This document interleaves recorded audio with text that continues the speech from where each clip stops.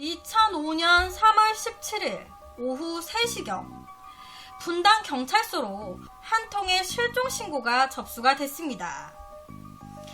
곧 집에 들어온다던 항공사 국제선 승무원인 당시 27살의 최 씨가 하루가 지나도 집에 귀가하지를 않으니까 이 최 씨의 어머니가 경찰에 실종 신고를 한 거였어요. 최 씨는 실종 당일인 16일 새벽 1시 10분경에 성남시 분당구 서현동의 한 나이트클럽 앞에서 친구들과 술을 마신 뒤에 택시를 타고 집으로 향했다고 합니다. 하지만 그것이 지인들에게 목격된 이 최 씨의 마지막 모습이었어요. 최 씨는 1999년 처음 승무원이 됐고요. 이 사건이 난 2005년, 이때는 이 최 씨가 승무원 된 지 6년 차가 됐을 때였다고 합니다. 승무원이었던 최 씨의 키는 165에 전형적인 동양 미인형 얼굴을 가지고 있었다고 하는데요. 그러니까 굉장히 미인이셨다라는 거죠. 경찰은 정황상 단순 가출로 보기에는 무리가 있다고 판단해서 바로 다음날 수사팀을 구성했습니다. 범죄에 연루가 된 건지 알아보기 위해서 최 씨의 금융거래 내역을 조회를 해본 결과 실종 당일 오전 6시 40분경 성남시 중원구의 신구대학 인근의 한 현금 인출기에서 최 씨의 신용카드로 101만 원이 그리고 다음 날에도 안산 지역의 전철역 그곳에 있었던 한 현금 인출기에서 400여만 원의 돈이 인출이 된 사실을 확인했습니다. 이런 식으로 최 씨의 신용카드에서 5일 동안 4차례에 걸쳐서 총 717만 원이 인출이 된 것을 확인할 수가 있었어요. 경찰은 누군가 최 씨의 금품을 노리고 뭔가 계획하에 저지른 전형적인 강력 범죄로 의심을 했습니다. 그러던 중 3월 21일 오전 10시 15분경에요. 경기도 성남과 광주를 잇는 3번 국도변에 제설함에서 최 씨의 시신이 발견이 되게 돼요. 제설함 안에서. 최 씨는 실종 당일에 입고 있었던 검정색 가디건과 그리고 청바지 차림 그대로였는데 이 제설함 안에서 한쪽으로 웅크린 자세로 제설함에 들어있었습니다. 수사팀은요, 최 씨의 한쪽 하이힐이 벗겨진 채로 한쪽 하이힐이 사라져 있는 점에 주목을 했습니다. 사라진 최 씨의 하이힐을 한짝 찾아야 한다. 그게 뭔가 단서가 될 수도 있을 것 같다. 그래서 경찰은 사라진 하이힐과 그리고 범인이 최 씨의 신용카드로 돈을 인출할 당시 찍혔을 CCTV 그것을 확보하는 데 주력했어요. 그리고 그 결과 17일 오후 7시경에 안산시 고잔동의 한 현금 인출기에서 모자를 푹 눌러 쓴 채로 돈을 인출하고 있는 대략 키 한 175cm 가량의 한 남성의 모습을 확보할 수가 있었습니다. 수사팀은 CCTV에 찍혀있는 남성을 현상금 500만 원을 걸고 전국에 공개 수배를 했고요. 우범자 그리고 전과자들을 용의선상에 두고 수사를 진행했습니다. 또한 이 수사팀은요, 최 씨가 택시를 탄 후에 실종됐다는 점을 주목해서 그 시각 최 씨를 택시에 태웠던 그 택시를 찾기 위해서 그 지역의 전 택시를 집중 탐문하기 시작했습니다. 누가 이때 당시에 최 씨를 태웠는가. 그러던 중에요, 한 택시기사로부터 사건 당일 제가 최 씨와 유사한 여성을 태운 것 같아요. 그리고 그 여성을 정자동의 한 아파트 앞에서 내려준 적이 있습니다. 라는 제보를 받게 됩니다. 이에 수사팀은 이 최 씨가 택시에서 내려서 집으로 걸어가는 도중에 납치가 돼서 이런 변을 당한 걸까? 라는 의심을 하게 돼요. 뭐 그럴 수도 있잖아요. 택시를 탄 상태에서 무슨 일이 일어났을 수도 있지만 정상적으로 택시를 타서 내렸고 집으로 걸어가던 도중에 뭔가 일이 발생했을 수도 있는 거니까. 이에 뭔가 걸어가는 도중에 이제 이 최 씨를 목격한 사람은 없는지 목격자를 찾아 나섰는데요. 하지만 이때 최 씨가 거주하고 있던 아파트 단지는 새벽 시간에도 사람이 많은 곳이었습니다. 그렇다 보니까 납치 범죄가 일어나기에는 적절하지 않은 장소였어요.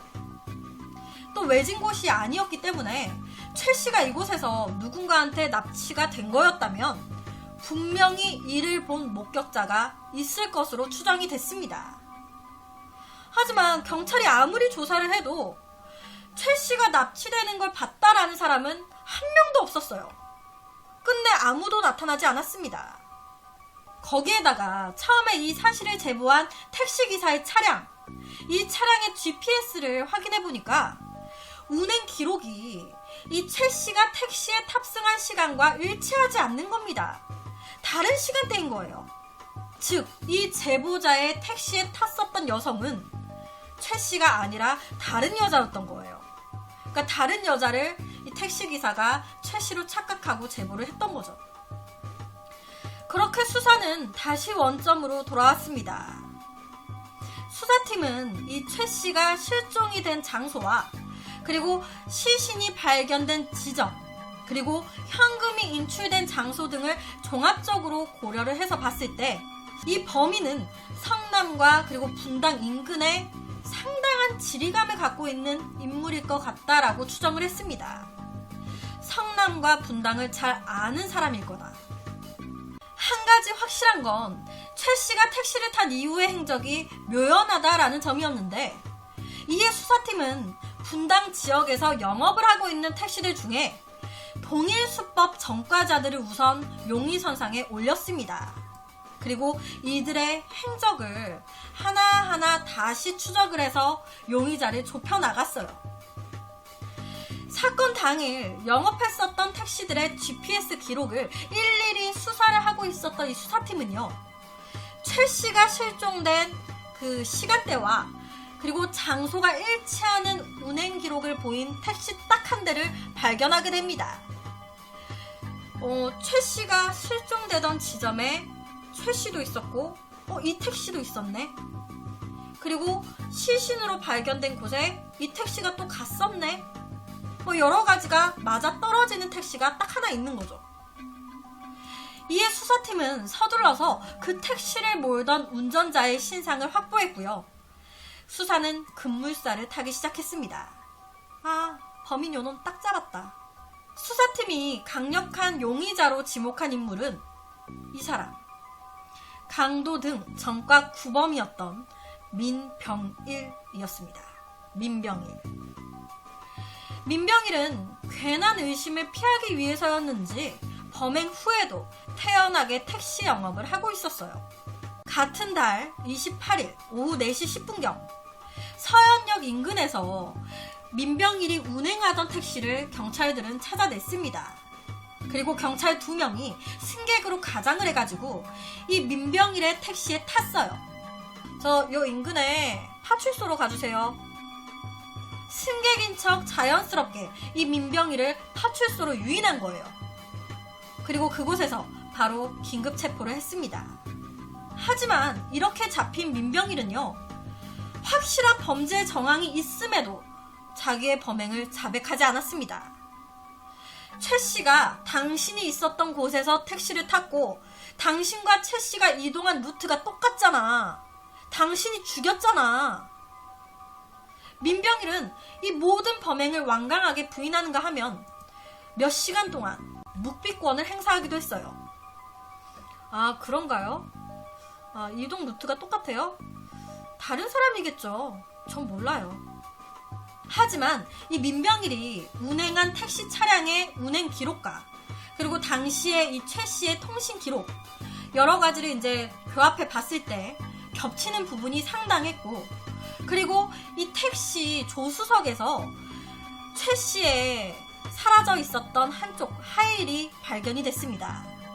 그리고 범행에 사용된 걸로 추정되는 운동화 끈을 증거물로 딱 들이밀었어요. 하일과 운동화 끈, 이걸로 네가 어떻게 한 거 아니냐. 하일 나왔다. 딱 들이미니까 그때서야 민병일은 고개를 떨구고 자포자기한 듯이 모든 것을 털어놓기 시작했습니다.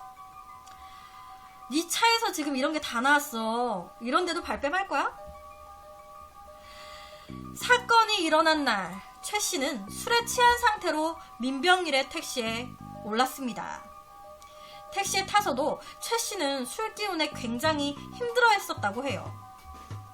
운행 도중에 힘들어하던 이 최 씨는요, 급기야 이 택시 안에 구토를 했습니다. 우욱 하면서 다 토해낸 거예요. 당연히 그걸 본 민병일이 아가씨 여기에다 토하면 어떡해요? 이렇게 뭐라고 하니까 이 최 씨가 미안하다고 하기는커녕 뭐 어쩌라고 이러면서 짜증을 되려낸 거예요. 그러면서 막 궁시렁궁시렁 된 겁니다. 이에 그 문제로 서로 차 안에서 말다툼이 벌어졌는데 이때 당시에 최 씨가 만취 상태였잖아요. 그러다 보니까 막 싸우다가 이 차 안에서 최 씨가 잠이 든 거예요. 그러다 보니 안 그래도 기분이 지금 잔뜩 상해 있어. 이 민병일이 와 진짜 차에 토했어. 짜증나. 근데 나한테 막 도리어 뭐라 해. 짜증나네. 이 기집애 뭐야? 그런데 딱 보니까 자고 있어. 안 그래도 기분이 잔뜩 상해 있었던 민병일이 이 최 씨가 딱 잠이 드니까 범행 욕구를 느꼈던 겁니다. 이에 그는 인적이 드문 탄천변 뒷길로 차를 몰아서 최 씨의 가방에서 카드를 훔쳤다고 해요. 그리고는 이 최 씨한테 너 내가 죽이기 전에 이거 카드 번호 사실대로 얘기해. 이거 뭐야? 이렇게 위협을 하니까 이에 무서움을 느낀 최 씨는 카드 비밀번호를 얘기를 하게 됐고 민병일은 자신의 얼굴을 본 이 최 씨가 신고할까봐 무섭잖아요. 그러니까 신고할 것을 우려해서 결국에 그녀를 사망케 한 거예요. 경찰은 민병일이 돈을 빼앗기 위해 범행을 저지르기는 했지만 그날 작정하고 범행 대상을 물색했던 것은 아닌 것 같다라고 추정했습니다.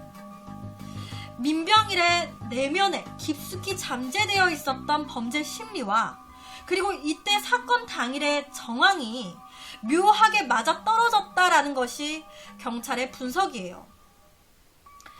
민병일은 강도 등의 혐의로 전과 구범인 인물이었습니다. 젊은 시절부터 교도소를 드나들었던 탓에 이 남자는 정상적이고 안정된 직업을 가질 수가 없었어요. 당연히 생활도 불안정했습니다. 가정도 꾸리지 않고 마치 하루살이처럼 살아오던 이 민병일한테 유일한 낙은 유흥 그리고 도박. 택시기사로 일하면서 월 100만원 정도의 수입이 있었던 민병일은요, 대부분의 돈을 경마로 탕진했다고 하는데 모아놓은 돈도 없었던 이 민병일은 경마에 빠져가지고 항상 쪼들리는 생활을 할 수밖에 없었어요. 버는 족족 도박하니까. 돈이 그렇게 궁하면 궁해질수록 돈에 대한 갈망은 날로 커져갔을 겁니다. 그리고 이런 와중에 최 씨를 태우게 된 거죠. 한바탕 말다툼까지 있었고 술에 취한 최 씨가 이 차에서 잠까지 들어버리니까 돈이 아쉽던 차에 순간적으로 범행 욕구를 느꼈던 거예요. 안 그래도 짜증나 있는데. 밤늦은 시각이었던 데다가 만취 상태로 저항력을 상실했었던 이 최 씨는 모든 정황상, 모든 상황상 더 없이 적절한 범행 타깃이었던 거예요. 민병일은요, 매우 뻔뻔한 인물로 범행 뒤에도 버젓이 택시 운전 일을 하고 있었습니다. 또 민병일은 최 씨의 카드를 이용해서 맨 처음 말씀드렸듯이 717만원 정도를 돈을 인출했어요. 그런데 그 돈 중에 일부는 빚을 갚는 데 썼다고 하고요. 나머지 돈들을 또다시 경마나 도박하는 데 쓰고, 그리고 또 자기 애인이랑 유흥비로 다 탕진한 것으로 드러났습니다. 또한 이 민병일은요, 죄책감 1도 보이지 않았대요. 민병일이라는 이 남자는요, 삶에 대한 아무 계획도 없이 그냥 하루하루를 살아가는 사람이었습니다. 비록 이 최씨 사건의 경우에 사전에 치밀한 계획하에 저지른 범행은 아니었다 해도 돈이 필요하다면 언제든지 범행을 저지를 수 있는 인물이었고, 특히 이 최씨를 상대로 했었던 이 범행이 너무나도 쉽게 이루어졌잖아요. 성공했잖아요. 그렇게 납치해서 717만원 해갖고 막 썼잖아. 그러다 보니까 만약에 이때 민병희를 잡지 못했더라면 이 남자는 이 최씨의 사건을 계기로 또 다른 범행 대상을 찾아 나섰을 가능성이 매우 커 보였습니다. 연쇄 범죄를 저질렀을 가능성이 매우 큰 인물이었다. 민병일은요, 2005년 11월 2일 무기징역을 선고받았는데, 이것도 웃긴 게요, 무기징역을 딱 선고받고요, 그 직후에 이제 구치감으로 이동을 하고 있는데, 그 이동하던 도중에 이 민병일이 교도관 3명을 막 밀어내고요, 법원에 담장을 넘어가지고 도주한 거예요. 탈옥을 시도한 겁니다. 그러다가 11시간 만에 다시 붙잡혔어요. 이렇게 탈옥까지 시도했던 민병일은 현재까지도 수감 중입니다. 경찰들은 피해자 최씨의 죽음은 너무 애통하고 비통하고 마음이 아프지만, 연쇄 범죄자가 될 수도 있었던 위험한 인물을 잡게 돼가지고 더 많은 피해자가 나는 것을 막을 수 있게 돼서 그나마 위안을 얻었다고 하는데요. 세상이 흉흉하다 보니까 여자든 남자든 자기 몸을 케어하지 못할 정도로 술을 마시면 안 될 것 같아요. 이 사건의 피해자는 여자지만 술에 완전히 만취된 상태에서는 남자도 저항력을 잃는 건 마찬가지거든요.